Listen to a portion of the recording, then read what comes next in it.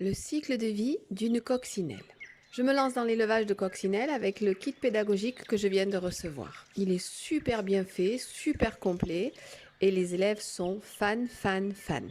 D'abord, on met les larves dans le petit pot avec les pop-corns, car les pop-corns est un anti-humidité et un habitat pour les larves. J'ai mis dans le pot des pucerons qui étaient sur une de mes plantes. À la base, c'est pour ça que j'ai découvert le kit pédagogique. Tiens, en voilà une qui s'est échappée. Il y a 4 stades de larves, d'abord quand elles sortent de l'œuf, puis ensuite 3 stades supplémentaires. Pour passer d'un stade à un autre, la larve mue change donc d'enveloppe. Voici une mue que j'ai attrapée avec la mine de mon critérium. Arrivée au stade 4, la larve qui mesure environ 1 à 2 cm se fixe sur une feuille, sur un pop-corn, sur ce qu'elle trouve, à l'aide d'une ventouse située au bout de leur abdomen et de quelques fils de soie. Elles se courbent progressivement et deviennent immobiles.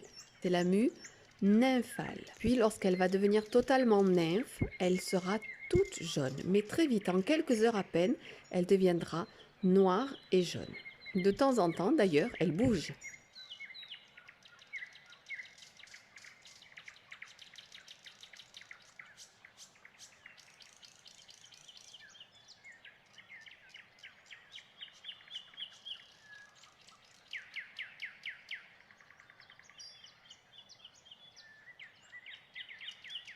À l'intérieur de la nymphe se forme donc la coccinelle. Elle en sortira toute jaune et en quelques heures, les points apparaîtront et elle va peu à peu rougir.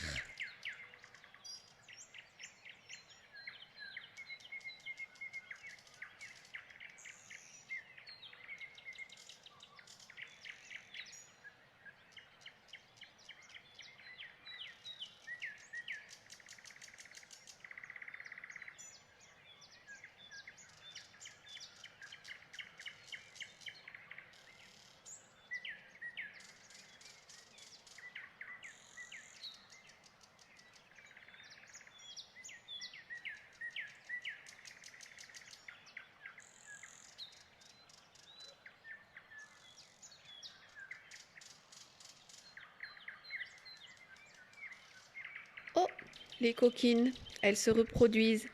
Nous pourrons garder quelques coccinelles dans le pot et voir ensuite, après reproduction, des œufs qui apparaîtront et le cycle de vie de la coccinelle recommencera.